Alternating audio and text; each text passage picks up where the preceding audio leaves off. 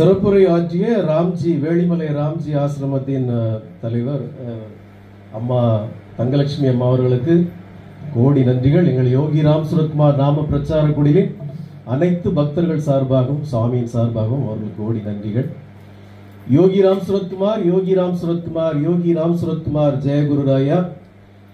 எனது அன்பான எம்பெருமான் யோகி ராம் சுரத்குமாருடைய கருணை மழையில் நனைந்திருக்கக்கூடிய ஆசீர்வதிக்கப்பட்ட புண்ணிய ஆத்மாக்களே, உங்கள் அனைவருக்கும் எனது மதிய வணக்கம். 1986 இல்லைன்னா 87 இருக்கும் நான் நினைக்கிறேன். எங்களுடைய பழைய வீடு இந்த ஊருக்கு உள்ளாடி இருந்தது, பெரிய வீடா.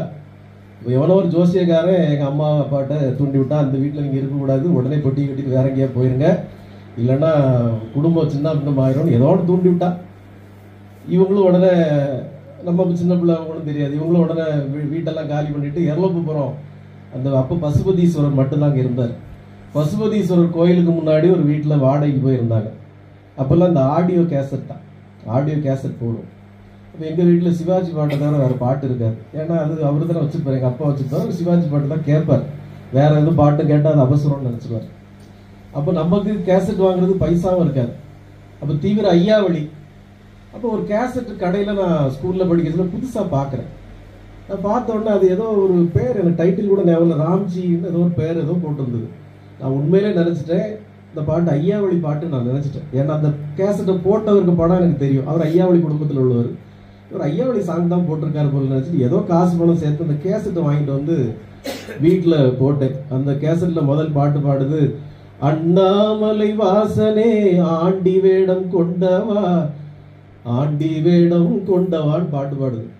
அந்த 1986 87 அந்த பாட்டை கேட்டப்போ எனக்கு யோகி ராம் சுரத்குமார்லாம் தெரியும் யாருங்க. எனக்கு அதுக்கு பிறகுதான் அவர் வந்து அதில் ஒரு முன்னுரை பேசியிருப்பார். அந்த முன்னுரை கேட்டப்போ தான் ஓஹோ இது வேற ஒரு சாமியை பற்றி ஒரு பேசுறாரு அப்படின்ட்டு. 1986 இல்லை 87 இருக்கும். அந்த காலகட்டத்தில் எனக்கு சாமியை தெரியும்.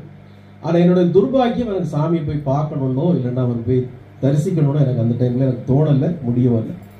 ஆனால் எல்லாவுமா இருந்து பகவான் யோகி ராம் சுரத்குமார் இன்னைக்கு நம்மளை முழுக்க முழுக்க ஆட்கொண்டிருக்கார், அவருக்கு நன்றி. இந்த யோகி ராம் சுரத்குமார் நாம பிரச்சார குடில் 2024 ஜனவரி 22ஆம் தேதி மதியம் 2 மணிக்கு அயோத்தியில எம்பெருமான் ராமபிரானுக்கு அந்த திரு விக்கிரகம் பிராண பிரதிஷ்டை பண்ணப்பட்ட அதே நாளில் இங்க பண்ணப்பட்டது.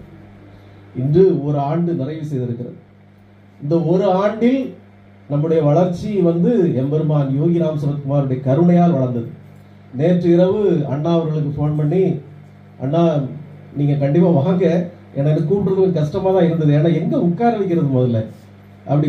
நான் உண்மையிலே சொல்றேன், இங்க வந்திருக்க கூட அங்க பின்னாடி வரைக்கும் கேட் வரைக்கும் ஆட்கள் இருக்கிறாங்க. யாரையுமே நான் கூப்பிடல. நம்ம ஏதோ வீட்டுல வந்து கூப்பிட்டுருப்பாங்க, அவங்க யாரையுமே கூப்பிடல, ஏன்னா இங்க உட்கார வைக்க முடியாது என்னால. அப்போ அண்ணா கிட்ட ஃபோன் பண்ணி, அண்ணா கண்டிப்பா வந்துருங்க, உங்களுக்கு தெரிஞ்ச வேற யாராவது கூப்பிடணுமான்னு கேட்டேன். அண்ணா ஒரு வரிசை நிறைய நம்பர் அனுப்பிச்சு விட்டார். நான் கன்னியாகுமரியில இருந்து வீட்டை பார்த்து கார் டிரைவ் பண்ணிட்டே இருக்கிறேன். அப்போ என் பொண்ணு பின்னாடி உட்கார்ந்துருக்கா, அவளும் டாக்டர் தான். மக்கள் இந்த வாட்ஸ்அப்ல வந்திருக்க நம்பரை எப்படி டைரக்டா கால் பண்றது அப்படின்னு. அப்போ அவ தான் சொன்னா, அப்படியே லாங் ப்ரெஸ் பண்ணி டயல்ல போய் பேஸ் பண்ணுங்க. நான் டிரைவ் பண்ணிக்கிட்டே தான் அந்த அவ்வளோ கால் பண்ணேன்.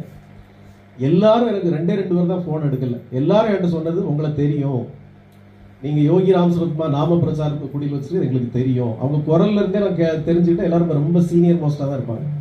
உங்க வீடியோ எல்லாம் நான் பார்த்துருக்கேன், உங்களை எனக்கு தெரியும், பார்த்துருக்கேன், ஆனால் இப்போ வர முடியாது, நாங்கள் பின்னாடி வரோம்னு சொன்னாங்க. அந்த அளவுக்கு எல்லாருக்கும் எனக்கு தெரிஞ்சிருக்கிற அளவுக்கு பகவான் யோகி ராம் சுரத்குமார் இந்த யோகி ராம் சுரத்குமார் நாம பிரச்சார குடியில வளர்த்துருக்கிறார். அன்பானவர்களே, முதல்ல இந்த மாதிரி புண்ணிய ஆத்மாக்கள் ஐயா போல, அம்மா போல, இவங்களை போல, ரஜினியை போல மற்றும் எல்லா மாநிலங்கள்லையும், எல்லா மாவட்டங்கள்லையும், எல்லா தலைமையிடங்கள்லையும் உலகம் முழுக்க எம்பெருமான் யோகி ராம் சுரத்குமாருக்கு பணிவிடை செய்கின்ற, அவர் நாமத்தை பாடுகின்ற அத்தனை புண்ணிய ஆத்மாக்களுடைய பாதம் தொட்டு நான் வணங்குகிறேன். அதுல எந்த ஒரு மாற்று கருத்து கிடையாது. எல்லாரும் புண்ணிய ஆத்மாக்கள். அவங்க காலகட்டத்துக்கு ஏற்றபடி அவங்களுக்கு ஏற்ற பணிவிடைகளை செய்திருக்காங்க. நான் கடந்த ஓராண்டுகளுக்கு மேலாக நான் என்னோட தொழிலே பார்க்கறது இல்லை. இப்படி தாடியை வளர்த்துக்கிட்டு, முடியை வளர்த்துக்கிட்டு இப்படியே சுத்திட்டு இருக்கிறேன். ஆனா அவங்களாம் அப்படி இருக்கணும்னு அவசியம் இல்லை. பல பேர் பல இதுகளை செய்திருக்காங்க, பெரிய பெரிய திருப்பணிகளை செய்திருக்காங்க. அவரு நம்ம மகாதேவன் ஐயா எங்க போறாருன்னு தெரியல, அவரு தினமும் என்கிட்ட பேசுவார். மகாதேவன் ஐயா தினமும் எனக்கு ஃபோன் பண்ணி பேசுவாரு.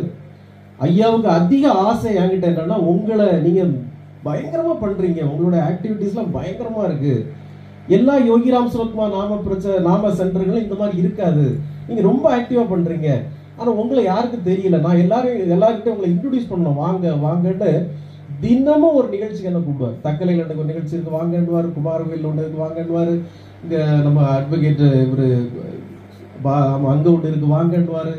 ஆனா உண்மையிலே நான் எல்லா இடமும் போறதுக்கு நான் விருப்பப்படாம அவர்கிட்ட ஏதாவது ஒரு சாக்கு போக்கு சொல்லி எஸ்கேப் ஆயிடுவேன். ஏன்னா அது வந்து எப்படி என்னால் அதை வெளியே சொல்லணும்னு தெரியல. அது வந்து ஒரு அக்செப்டன்ஸ் இல்லை நிறைய விரோதம். அதுக்கு திருவண்ணாமலையில் போனப்போ கூட பெரிய ஒரு கான்ட்ரவர்சி ஆச்சு. அப்புறம் அது 3வது நாள் பகவான் கிருபையால் நேர் உல்டாவா மாறி அப்புறம் நாங்கள் பெரிய ஃபோட்டோலாம் எடுத்து இந்த தளபதி படத்தில் ரஜினி மம்முட்டி மாதிரி ஆகிட்டோம். அது வேற இருக்கு. ஆனால் எம்பெருமான் யோகி ராம் சுரத்குமாருடைய கருணையை அன்னைக்கு எல்லா ஜனங்களும் அங்கே பார்த்தாங்க. இங்கே இருக்கக்கூடிய எல்லா ஜனங்களும் அடியேன் மூலமாக பகவான் அறிஞ்சிக்கிட்டவங்க தான். தினம் தினம் தினம் தினம் ஒரு பக்தர்கள் வந்துட்டு இருக்கிறாங்க. சிலருக்கு இன்னும் அது என்ன, இப்போ கூட ஃபேஸ்புக்கில் ஏதாவது பதிவு போட்டால் நம்மளை கெட்ட வார்த்தைகள்லாம் திட்டுவாங்க. என்ன சிவனோடவும் பெருசா, நாராயணனோடவும் பெருசா, என்ன நீ என்ன இவனை போட்டிருக்க அவனை போட்டிருக்க, என்ன எம்பெருமான் போடுற பரம்பொருள் போடுற, அப்படி இப்படி நிறைய இருக்கு அந்த முரண்பாடான கருத்து. ஆனால் அவங்களுக்கெல்லாம் நான் எப்படி போய் பதில் சொல்ல முடியும்? நான் இவரை ஈஸ்வரன் நான் சொல்லலை, இவரை ராமன் நான் சொல்லலை, இவரை கிருஷ்ணன் நான் சொல்லலை. ஆனா நான் என்ன சொல்ல வரேன்னா, இந்த உலகத்துக்கு ஒரு தேவைப்பட்ட போது ஈஸ்வரன் விறகு வெட்டியா வந்தாரு, இந்த மதுரைக்கு ஒரு தேவைப்பட்ட போது நக்கீரர்கிட்ட சண்டை போடுறதுக்கு ஒரு தர்மியா வந்தாரு, இந்த உலகத்துக்கு தேவைப்பட்ட போது வைகையணை நிரப்புறதுக்கு ஒரு மண்வெட்டி போடுறவரா வந்தாரு. இதே போல இந்த பிரபஞ்சத்துக்கு தேவைப்படும் போதெல்லாம் அவதாரங்களாக வருவதுதான் இறைவனுடைய வேலை. நான் ஏற்கனவே ராம்ஜி ஆசிரமத்தில் பேசுறப்போ ஒரு கதையை சொல்லிட்டேன், திரும்ப சொல்லணுமான்னு நான் பாக்குறேன். எம்பெருமான் நாராயணருக்கு எம்பெருமான் பெருமாளுக்கு 9 அவதாரங்கள். இந்த 9 அவதாரங்கள்ல நம்ம ராம அவதாரத்தை தான் ரொம்ப கொண்டாடுறோம். இந்த ராம அவதாரம் மட்டும் ஒரு அவதாரம் இல்லை அப்படின்னு ராமாயணத்துல ஒரு கதை இருக்கு. நாம எல்லாம் நினைக்கிறது ராம நாமம் வந்து ஏதோ ராமனுடைய பெயர்ல வந்த நாமம் நினைக்கிறோம். அப்படி இல்லை. இந்த பிரபஞ்சம் தோன்றின நாள்ல இருந்தே ராமநாமம் இருக்கு. எப்படி வேதங்கள் இந்த பிரபஞ்சம் தோன்றின நாள்ல வேதங்கள்லாம் இருக்கோ, வேதங்களை உருவாக்கியவர் வியாசர் இல்ல, வேதங்களை தொகுத்தவர் வியாசர். வேதங்களை யாரும் உருவாக்கல, வேதங்களை தொகுத்தவர் வியாசர். அப்ப இந்த பிரபஞ்சம் தோன்றிய நாள்ல வேதங்கள் இருக்கு, இந்த பிரபஞ்சம் தோன்றிய நாள்ல ராமநாமம் இருக்கு. அதனால தான் எம்பெருமான் ஈஸ்வரன் கிட்ட பார்வதி தேவியார் கேட்கிறப்ப இந்த உலகத்திலே உயர்ந்த நாமம் இல்லப்போ அவர் ஸ்ரீ ராம ராம ராமேதி ரமே ராமே மனோரமே சகசிரநாம தத்துல்யம் ராம நாம வரானே, இந்த சகசிரநாமம் தான் உயர்ந்ததுன்னு ஈஸ்வரனே சொன்னார். இங்க சிவனா விஷ்ணுவா பிரம்மாவா இல்ல இவராங்க நம்ம அந்த போட்டிக்கு நம்ம வரல. நாம என்ன சொல்றோம், இந்த பிரபஞ்சத்திற்கு எப்போதெல்லாம் தேவைப்படுகிறதோ அப்போதெல்லாம் அவதாரங்களாக வருவதுதான் இறைவனுடைய வேலை. அப்ப இந்த ராமாயணத்துல ஒரு இடத்துல ராமனுடைய காலம் முடிய போகுது, ராமனுடைய அவதாரம் முடிய போகுதுங்கிறப்போ வைகுண்டத்துல இருந்து கூப்பிடுறாங்க, ஐயா உங்க அவதாரம் முடிய போகுது, நீங்க வைகுண்டத்துக்கு வரலாம் அப்படின்னு. அப்ப ராமன் சொல்றாரு, ஆமா முடிய போகுது, நீங்க காலனை அனுப்பி வைங்க நான் வந்துடுறேங்கிறார். ஏன்னா மனிதனாக பிறந்த எல்லாருக்கும் ஒரு rules and terms and condition இருக்கு. திடீர்னு சட்டை கலத்தி போட்டு போற மாதிரி போக முடியாது. அப்ப ராமன் சொல்ற நீ காலனை அனுப்பிவிட நான் வந்துடுறேங்கிறாரு. காலன் உள்ள வரமாட்டேங்கிறான். ராமன் யோசிக்கிறான், எல்லாரையும் காலையா உள்ள வரமாட்டேங்கிறான்னு பார்த்தா ராமன் பக்கத்துல ஆஞ்சநேயர் உட்கார்ந்துருக்காரு, அதனால காலன் உள்ள வரமாட்டேங்கிறான். அப்போ இந்த ஆஞ்சநேயரை போனா தான் காலன் உள்ள வருவாங்கிறதுனால எம்பெருமான் ஸ்ரீராமன் இந்த கடையாளியை கலத்தி கீழே போட்டார். நிறைய பேர் இந்த கதை தெரிஞ்சிருக்கும்னு நினைக்கிறேன். எம்பெருமான் ஸ்ரீராமன் இந்த கடையாளியை கலத்தி கீழே போட்ட அந்த கடையாளி பூமிக்கு அடியில போயிட்டு ஆஞ்சநேயர் கூப்பிட்டு சொன்னார், ஆஞ்சநேயா கடையாளி கீழே விழுந்துச்சு, பார்த்து எடுத்துட்டு வாண்டார். ஆஞ்சநேயர் தேடி போறார் கீழே பார்த்து போயிட்டே இருக்கிறார், கடையாளியை காணோம். இறுதியில் அவர் ஒரு நாக உலகத்துக்கு போய் சேர்ந்தார். நாக உலகம்னு ஒண்ணு இருக்கு, பாம்பு உலகம். அங்க நாகராஜான்னு ஒருத்தர் இருக்கார், ஒரு ராஜா இருக்கார். அவர்கிட்ட போய் ஆஞ்சநேயர் கேட்கிறார், எப்பா நாகராஜா, எம்பெருமான் ஸ்ரீ ராமனுடைய கடையாளி ஏதாவது வந்துதாப்பா, நீ பாத்தியா? நான் ரொம்ப நாளா தேடிட்டு இருக்கிறேன் அப்படின்னு. அப்ப இந்த நாகராஜா ஆஞ்சநேயரை கூப்பிட்டு நான் ஒரு இடத்துக்கு கூப்பிட்டு போறேன், வா அங்க இருந்தாலும் இருக்கும்னு சொல்லி ஆஞ்சநேயரை நாகராஜா கூட்டிட்டு போறார்.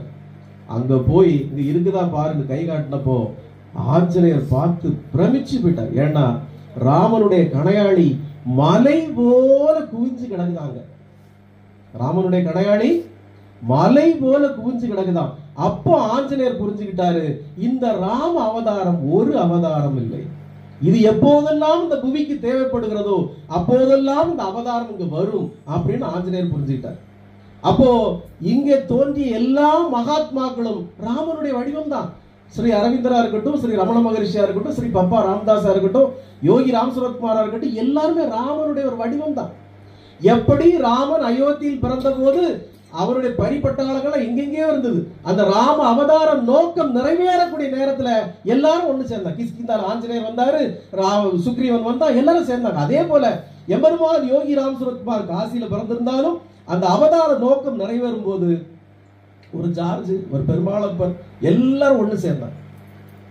அந்த திருவண்ணாமலையில யோகி ராம் சுரத்குமார் ஆசிரமத்துல நான் தேவகி மாதாட்ட நான் பேசிட்டு இருக்கிற சொன்னேன். அந்த அம்மா நாங்க நிறைய பேசணும், பர்சனலா பேசினப்ப அந்த அம்மா நிறைய என்னெல்லாம் பண்ணிட்டு இருந்தேன், என்னெல்லாம் பிரச்சனைகள் இருக்கு, வெளியே எனக்கு எவ்வளவு எதிர்ப்பு இருக்கு, என்னை பத்தி யார் யார் என்னெல்லாம் எழுதுறாங்க, எல்லாம் படிக்கிறீங்களா, நிறைய பர்சனலா நிறைய சொன்னாங்க. இதெல்லாம் வெளியே சொல்லிடாதீங்க எல்லாம் சொன்னாங்க. அதெல்லாம் இருக்கட்டும், விட்டுருவோம். அப்ப நான் சொன்னேன், அம்மா உங்களுக்கு இனி பிறப்பற்ற பெருநிலை, உங்களுக்கு இது பிறவி இல்லை, நீங்க பிறப்பற்ற பெருநிலைக்கு போயிருவீங்க அப்படின்னு நான் சொன்னேன். நான் இதுவரைக்கும் நிறைய சத்சங்கத்துல கூட சொல்லியிருக்கேன், நாமெல்லாம் நாமம் சொன்னா பிறப்பற்ற பெருநிலைன்னு சொல்லியிருக்கேன். ஆனா தேவகி அம்மா ஒரு புது கான்செப்ட் சொன்னாங்க. அவர் சொன்னாங்க, சிவகுமார்ஜி அப்படி கிடையாது, பிறப்பற்ற பெருநிலை பெருநிலையா, அப்படி கிடையாது. இந்த ஜென்மத்துல இந்த பிறப்புல நான் பகவானுக்கு பணிவிடை செய்கிறேன், எங்கேயோ இருந்த உங்களை நீங்க ஒரு ஹாஸ்பிட்டல் வச்சு நடத்திட்டு இருக்கிற ஆளு உங்களையும் பகவான் பிடிச்சி இழுத்து இந்த பணிவிடைக்கு போட்டிருக்காருன்னா பகவான் மீண்டும் மீண்டும் பிறப்பெடுத்து வரும்போது நம்மையும் அழைப்பார். எந்த அவதாரம் அவர் எடுத்தாலும், ஏய் தேவியை கூப்பிடு, நாகர்கோவில் ஒரு பையன் சிவகுமார் அவனை கூப்பிடு, பாலகிருஷ்ணனை கூப்பிடு, இந்த அம்மாவை கூப்பிடு, எல்லாரும் கூப்பிடுவார் அவர். இந்த அவதாரத்துக்கு இவங்க எல்லாம் தேவை. அப்போ இதுதான் நம்முடைய பர்பஸே ஒழிய பிறப்பற்ற பெருநிலை எடுத்து என்ன பண்ண போறோம்? பகவான் எப்போதெல்லாம் அவதாரம் எடுத்து இங்க வருகிறாரோ அப்போதெல்லாம் நாம போவோம். நாங்க உண்மையில அது நியூ கான்செப்ட், எனக்கு ரொம்ப பிடிச்சிருந்தது. இதுதான் பகவானுடைய பெருநிலை. அன்பானவர்களே, இவர் ஈஸ்வரனா, இவர் ராமனா, இவர் கிருஷ்ணனா என்கிறதெல்லாம் எனக்கு தெரியாதுங்க. தயவுசெய்து அந்த கான்ட்ரோவர்சிக்குள்ளே போகல. ஆனா இந்த கலியுகத்துல கேட்டதையெல்லாம் தரும் ஒரு கருணை கடல் யோகி ராம் சுரத்குமார். இங்க உட்கார்ந்து இருக்காங்களே, இந்த யூனிஃபார்ம் போட்டுட்டு சேனை படைகள் மாதிரி, இவங்க எல்லாம் எம்பெருமான் யோகி ராம் சுரத்குமாருடைய கருணை மழையில் நனைந்து அற்புதங்களை அனுபவித்துக் கொண்டிருக்கிறவர்கள். குழந்தை இல்லையா, குழந்தை கொடுத்திருக்காரு. தலைவலி உடம்பு வலியா, சுகத்தை கொடுத்திருக்காரு. பிள்ளைய காணலையா, பிள்ளை கண்டுபிடிச்சு கொடுத்திருக்காரு. பிள்ளை பரீட்சையில பாஸ் ஆகணுமா, பரீட்சையில பாஸ் ஆகி கொடுத்திருக்காரு. இல்ல எனக்கு ரொம்ப துன்பமா இருக்கா, லாட்டரி அடிக்க, என்ன வேணுமோ கொடுக்கிறாரு பகவான். என்ன யாராவது இல்லைன்னு சொல்லிட்டு எம்பெருமான் யோகி ராம் எனக்கு ஒண்ணு தரலன்னு சொல்லிட்டு பார்ப்போம். அப்போ இந்த கலியுகத்தில் கண்கண்ட கடவுள் யோகி ராம் சுரத்குமார். ஒவ்வொரு யுகங்களுக்கும் ஒவ்வொரு அவதாரம் எப்படி வந்து நம்மளை காத்ததோ அதே போல இந்த கலியுகத்தில் நம்மளை காக்க வந்த கடவுள் யோகி ராம் சுரத்குமார். இதை நீ ஒத்துக்காம எனக்கு ஒரு பிரச்சனையே கிடையாது. That is none of my business. நீ யார வேணா கும்பிட்டு எனக்கு ஒரு பிரச்சனை கிடையாது. நீங்க வந்து கும்பிடணும், நான் கூப்பிடவும் இல்லை. நீ யார வேணா கும்பிடு, நல்லா இருக்கணும் நான் சொல்றேன்.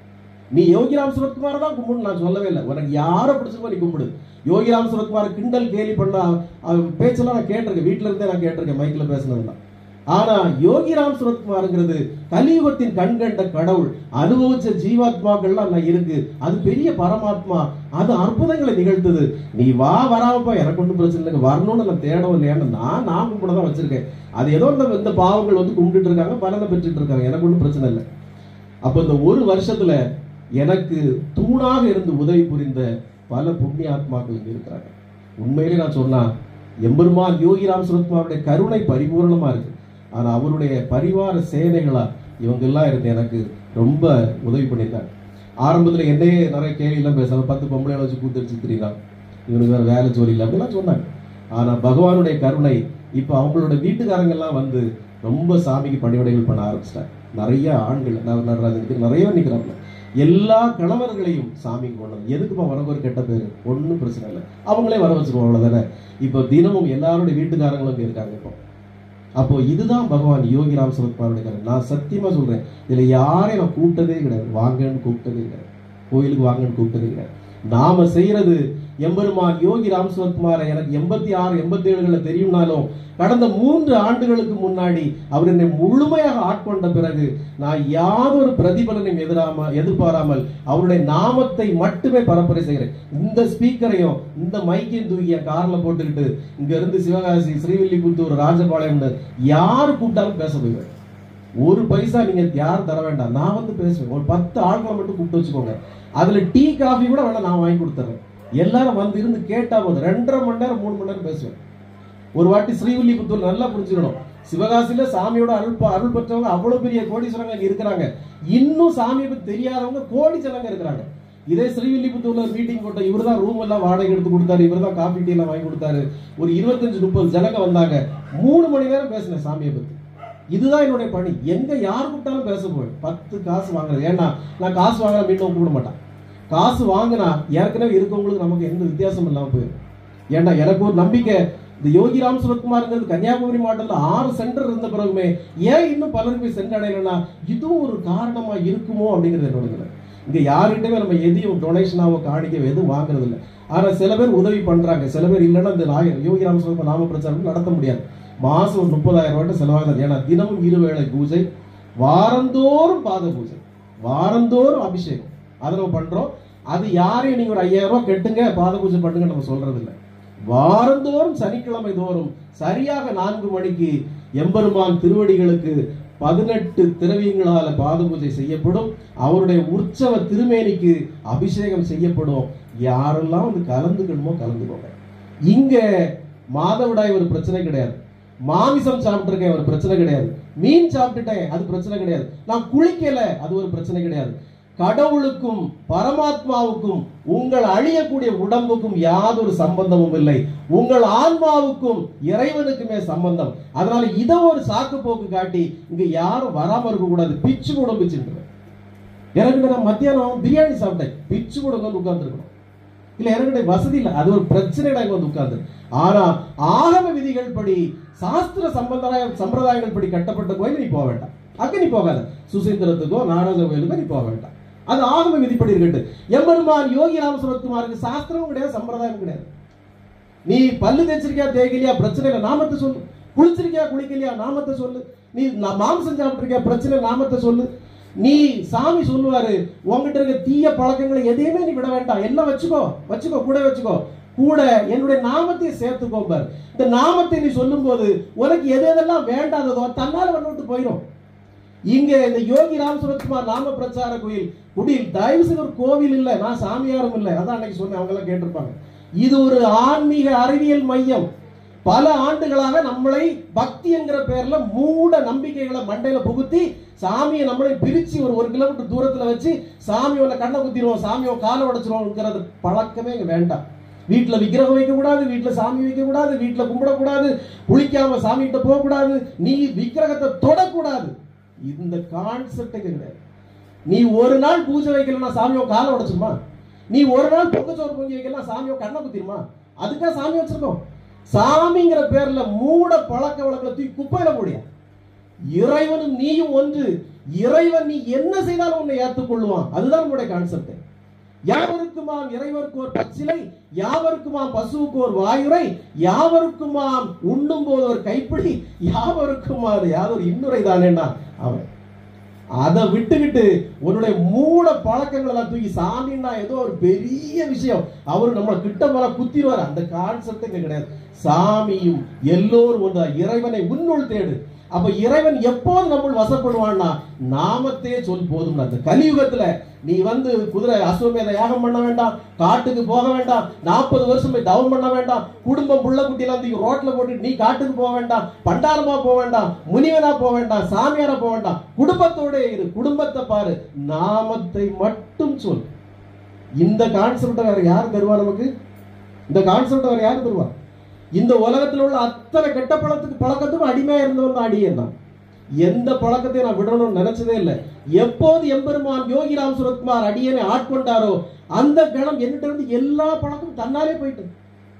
இப்ப நான் தைரியமா உங்களுக்கு உபதேசம் பண்ண முடியாதால. ஏன்னா நீங்க முன்னாடி உட்கார்ந்து 18,000 ரூபாய் ஸ்காட்ச் குடிச்சா கூட எனக்கு நாக்குல தண்ணி வராது. இல்ல மூளைக்கறி அந்த கறி இந்த கறி குடல் கறின்னு தின்னா கூட எனக்கு நாக்குல தண்ணி வராது. சாப்பிட்டு போ, ஒன்றும் பிரச்சனை இல்லைன்னு. அப்போ இப்போ நான் உங்களுக்கு உபதேசம் பண்ண தகுதியான நான் நினைக்கிறேன். அன்பானவர்களே, உங்களுடைய பொன்னான பொழுதை நான் வீணடிக்க விரும்பவில்லை. இனி மதிய பூஜை இருக்கு, 2 மணி ஆக போகுது. இந்த நேரத்தில் இந்த 1 வருடம் கம்ப்ளீஷன்ல நான் ஒரு சின்ன காரியம் பண்ண நினைக்கிறேன். எனக்கு இத்தனை ஆண்டுகளாக எனக்கு உதவியாக இருந்து, இந்த 1 ஆண்டாக எனக்கு எல்லாமாக இருந்து இவங்களெல்லாம் பிரெயின் வாஷ் பண்றதுக்கு நிறைய ஆண்டு. போகாத போகாத அங்க போகாத போயிடாத, அவன் யாரு தெரியுமா, என்ன இருந்தாலும் அவர் எங்களுக்கு குருதான்னு சொல்லி நம்பிக்கையோடு இந்த 1 வருடமாக என்னோடு இறைவனுக்கு அருட்பணி செய்து இந்த சகோதரிகள் எல்லாம் கௌரவிக்கணும்னு ஆசைப்படுறேன். வேற ஒன்றும் கொடுத்துட முடியாது. நம்மளால பொண்ணை கொடுக்க முடியுமா, பொருளை கொடுக்க முடியுமா?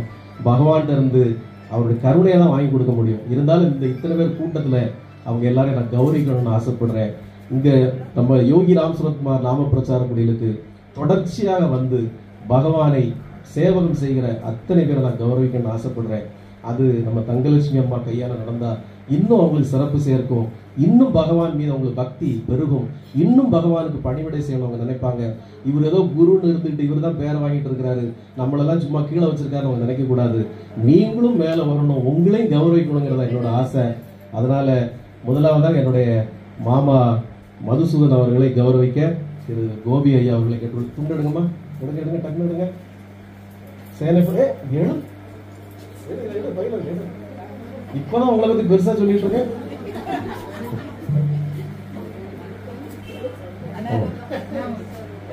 மாமா எனக்கு ரொம்ப ஒரு உறுதுணையா எல்லா சனிக்கிழமையும் வந்துருவாரு. கரெக்டா 4 மணிக்கு வருவாரு. வந்து எல்லா அபிஷேகங்களையும் கலந்து கொண்டு அவரு செய்யறாரு.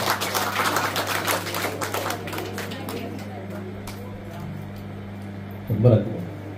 இந்த யோகி ராம் சுரத்குமார் வழிபாட்டுல என்ன ஒரு நன்மைன்னா, நீங்க மற்ற கோயில்கள்ல போனீங்கன்னா பால் கொண்டு போனாலும் பன்னீர் கொண்டு போனாலும் எது கொண்டு போனாலும் ஐயர் பண்ணுவார், நீங்க வெளியே வாய் தான் பார்த்துட்டு நிக்கணும். ஆனா இந்த யோகி ராம் சுரத்குமார் நாம பிரச்சார கூட இல்ல, உங்க கையாலேயே உங்கள் திருக்கரங்களாலேயே இறைவனுடைய திருமேனியை தொட்டு அவர் திருவடிகளை தொட்டு கீப் சைலண்ட், அவர் திருவடிகளை தொட்டு உங்களால் சேவகம் செய்ய முடியும். அப்போது இங்க 18 திரவியங்கள் பண்றாங்க. ஒவ்வொரு இதுலயும் ஒவ்வொரு கர்மாக்கள், உங்கள் கஷ்டங்கள் களையப்படுது.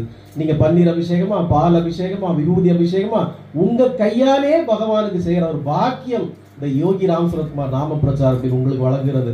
அன்பானவர்களை நீங்க எதையும் கொண்டு வரணும்னு வேண்டாம், எல்லாம் எங்ககிட்ட இருக்கு. விபூதி இருக்கு, பன்னீர் இருக்கு, பால் இருக்கு, பழம் இருக்கு, எல்லாமே இருக்கு.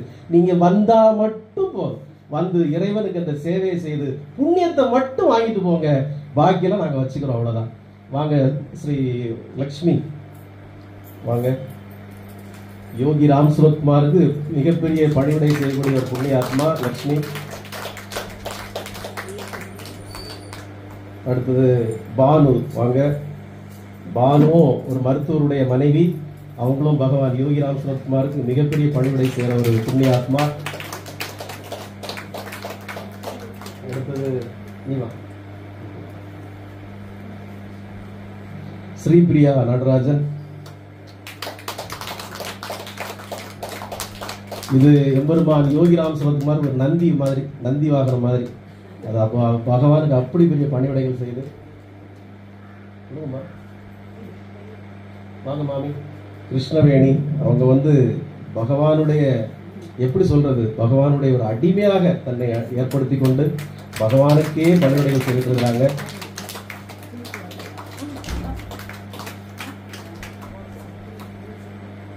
விஜயா மதி வாங்க. சமீபத்தில் நம்ம குரூப்ல இணைஞ்சிருந்த புது பக்தை. சீக்கிரம் சீக்கிரம் வாங்க. அடுத்ததா பிரேமா பிரேமா பிரேமா குமாரவேல். சமீபத்தில் புதிதாக பகவானை அறிந்து இவ்வளவு நாள் இந்த பிரச்சனைகள் எல்லாம் விடுபட்டு இப்போ ஒரு சந்தோஷமா மகிழ்ச்சியான ஒரு வாழ்க்கையை அனுபவிச்சுட்டு இருக்கிறாங்க பிரேமா. சந்தோஷம் ஒரு டவுன் கொடுங்கம்மா. அடுத்ததாக திருநாம கலையரசி எம்பெருமான் யோகி ராம் சுரத்குமாருக்கு மிகப்பெரிய பணிவிடைகளை செய்கிற ஒரு புண்ணிய ஆத்மா.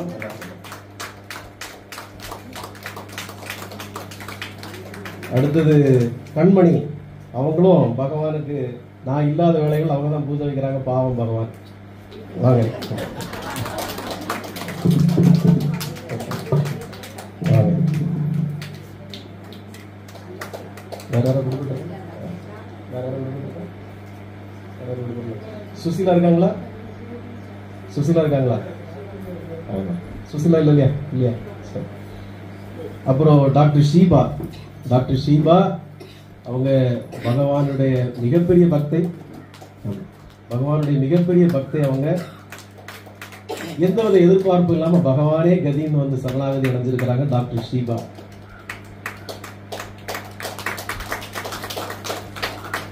இந்த நேரத்துல முக்கியமான 2 கதாபாத்திரத்தை நான் உங்களுக்கு நன்றி தெரிவிக்கணும். ஒண்ணு வந்து டாக்டர் ரின்சி. அவங்களுடைய இவ்வளவு பெரிய ஒத்துழைப்பு இல்லைன்னா நான் ஹாஸ்பிட்டலையும் பார்க்கறது இல்லை, ஒன்னையும் பார்க்கறது இல்லை, இப்படி வெட்டியா நான் சுத்திட்டு இருக்கிறேன். அதனால எனக்கு எல்லா பண உதவியும் தந்து, சரி போய் தோலை எப்படியாவது போ, எதையாவது செய்து தோலை, உருப்படியாக எதையாவது பாரு அப்படின்னு சொல்லி அப்பப்போ அவங்க கடன் மாசம் நிறைய கோடிக்கணக்கில் ஹாஸ்பிட்டல் கடன் இருக்கு, அந்த லோனுகள் எல்லாம் கெட்டி போக மிச்சம் இருந்தா கொண்டு போய் தோலை அப்படின்னு சொல்லி தந்து நம்மளை வழி வச்சு சாமிக்கு உண்டான பணிவிடைகள்ல பலதும் அவங்க தான் செய்து உதவி இருக்கிறாங்க. எம்பெருமான் யோகிராம் சுரத்குமார் அவங்களுக்கு நல்ல ஒரு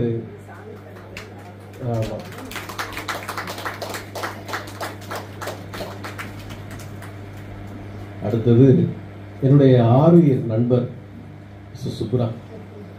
இவர் இல்லைன்னா எனக்கு உண்மையில நான் சொல்றேன், இந்த எம்பெருமான் யோகி ராம் சுரத்குமார் நான் இந்த அளவுக்கு வெளியே கொண்டு வந்திருக்க முடியாது.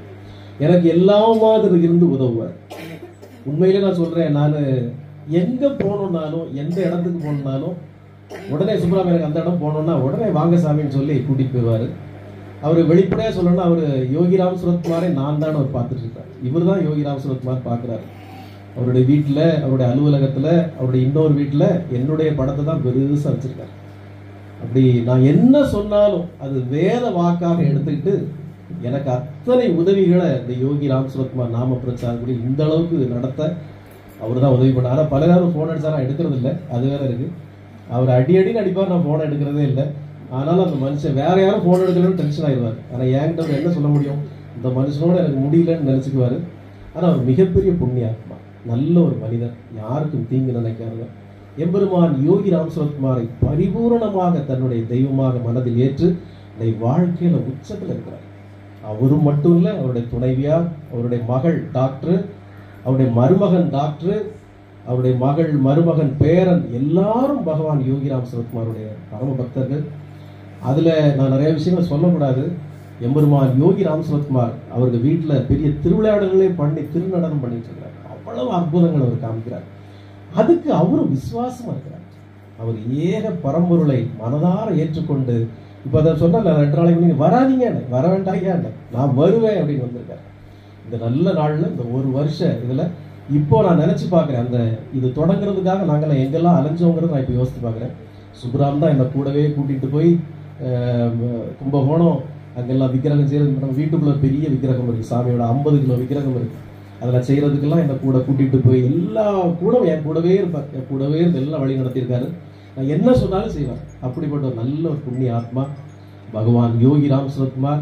இந்த நல்ல நாள்ல பரிபூரணமா சுப்புராமுக்கும், அவருடைய துணைவியாருக்கும், அவருடைய மகளுக்கும், அவருடைய மருமகனுக்கும், பேர குழந்தைக்கும் நல்ல வளமான நலமான அருளோடு கூடிய வாழ்க்கையை அளித்து, இந்த மாதிரி புண்ணிய ஆத்மாக்களை பகவான் ஒரு சோதனை கூட கொடுக்காமல் நல்லவண்ணம் காத்துள்ள வேண்டும். இது என்னுடைய வாக்கு. அது சுப்ராம் நிறைய பலிச்சிருக்கு, இன்னும் நல்லா பலிக்கும். வாங்க சுப்ராம், வாங்க.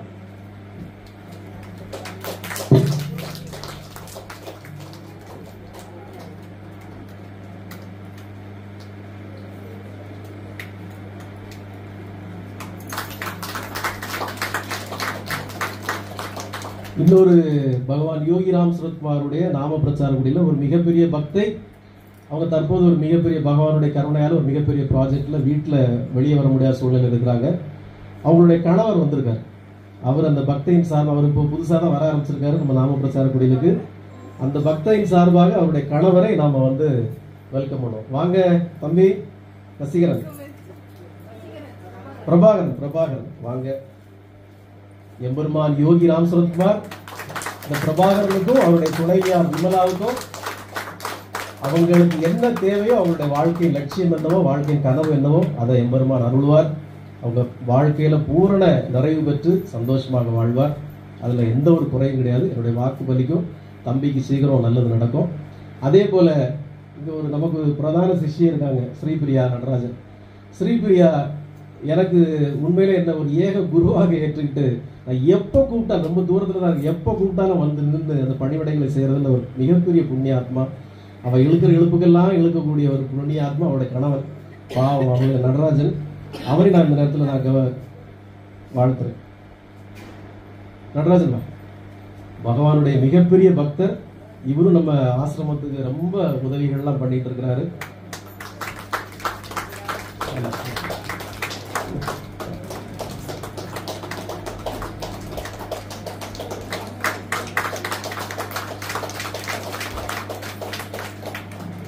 அன்பானவர்களே, இன்னும் ஒருத்தரை நான் வாழ்த்த ஆசைப்படுறேன். இவங்க பெரியவங்க முன்னாடி இருக்காமா?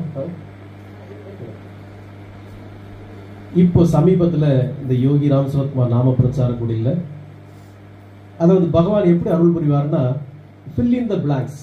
எங்கேயாவது ஒரு கேப் உருவாயிட்டுனா அந்த கேப்பில் உடனே ஒரு ஒரு இதை நிரப்பி அந்த இடத்த ஃபில் பண்ணிடுவார். என்கிட்ட 10 ஆண்டுகளாக வேலை செய்துக்கிட்டு இருந்த ஒரு வேலையாள், நம்மகிட்ட வேலை செய்து எல்லாமா இருந்து வேலை செய்த ஒரு வேலையாள் சமீபத்தில் வேலையை விட்டு போயிட்டார். அவருக்கு என்னாச்சுன்னு தெரியல. நம்ம நல்லா தான் வச்சுருந்தோம், நல்ல சம்பளம்லாம் கொடுத்து போயிட்டார்.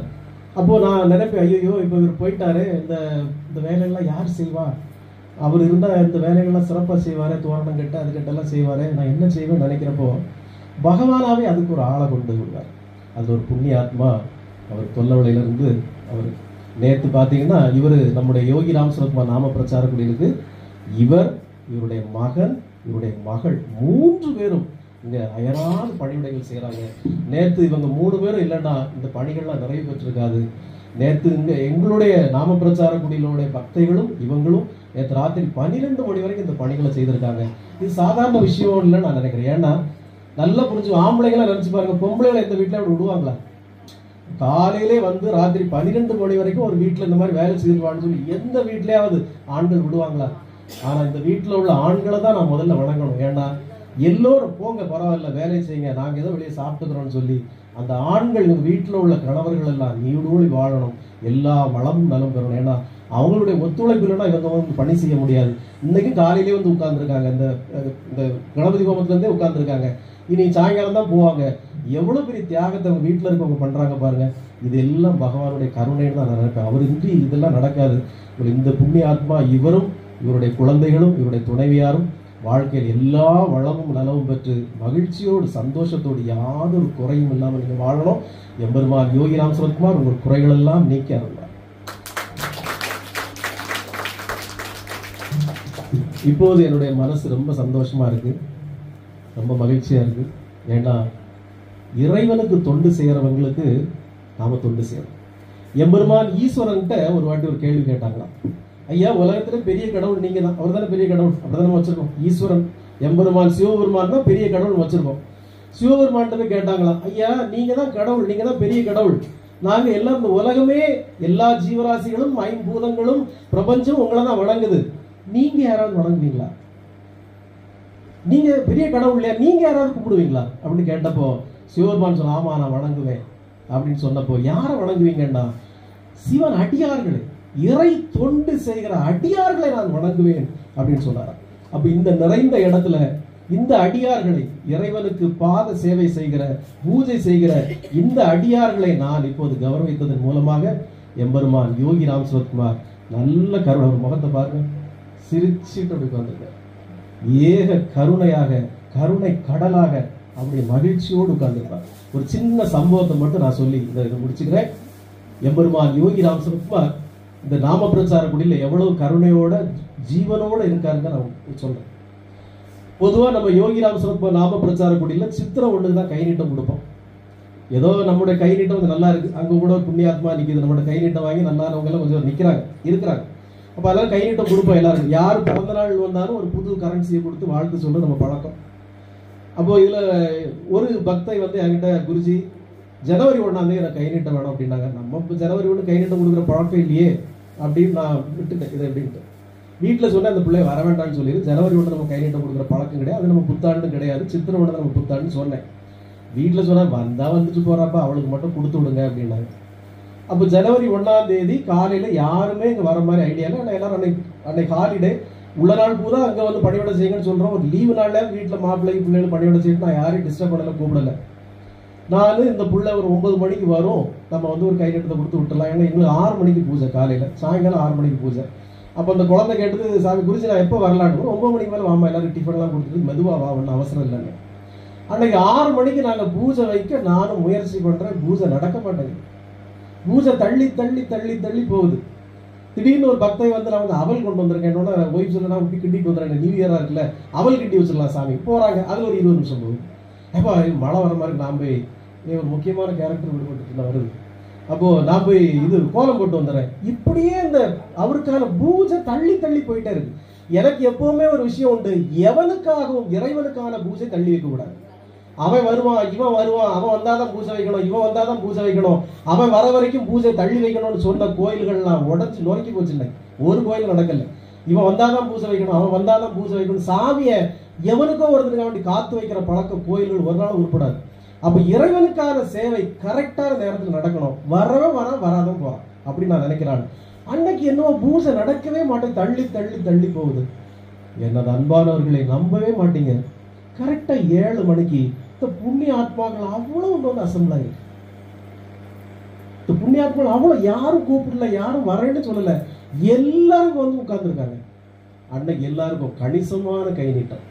பகவான் யோகி ராம் சரத்குமார், எப்பா ஏ தம்பி, எங்க பூஜை வச்சுட்டு ஓட போறேன், என் குழந்தைகள்லாம் வருதுப்பா, உட்கார்ந்து கை நீட்டம் கொடுத்துட்டு போன்னு சொல்லி என்னுடைய பூஜையை தள்ளி வச்சு கரெக்டா 7 மணிக்கு அத்தனை பேரும் வந்து என்கிட்ட கை நீட்டம் வாங்கிட்டு போறாங்க. இதுதான் அவருடைய காரணம். அவருக்கு பக்தர்களை ரொம்ப பிடிக்கும். இவங்களை சில நாள் ரொம்ப திட்டுவேன், கோவத்துல கூட பானை எல்லாம் கூட பறக்கும், பால் பானை எல்லாம் கூட பறக்கும். அன்னைக்கு உடனே நமக்கு ஏதாவது தண்டனை தந்து அவங்க சைட்ல சேர்ந்துக்குவார். ஏன் அந்த பிள்ளைகளை இப்படி திட்டுறேன் அப்படின்னு.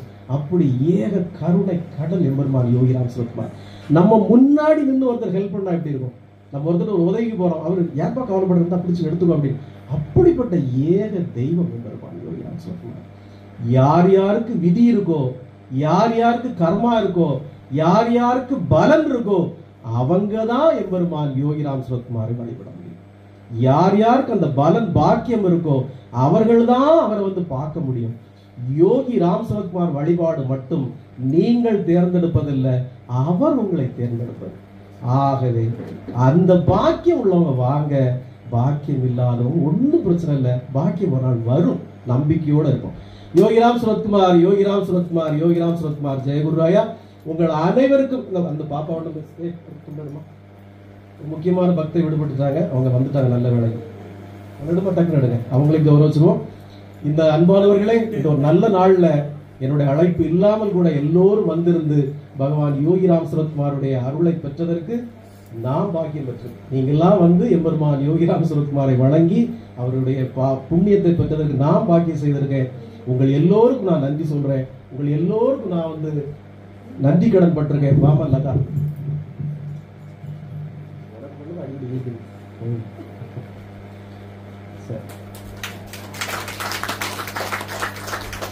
எல்லாம் உள்ள எம்பெருமான் யோகி ராம் சரத்குமாருடைய பரம கருணையினால் இங்க வந்திருக்கக்கூடிய எல்லா ஜனங்களும், இவர்களுடைய உறவினர்களும், உங்கள் குழந்தைகளும், உங்கள் பேர பிள்ளைகளும், உங்கள் சுற்றத்தாரும் உற்றத்தாரும் எல்லா வளமும் எல்லா நலமும் பெற்று இந்த உலகம் உள்ளவரை உங்களுடைய ஆன்மா எல்லாம் வளமோடு நலமோடு ஆசீர்வதிக்கப்பட்டதாக வாழ வேண்டும்.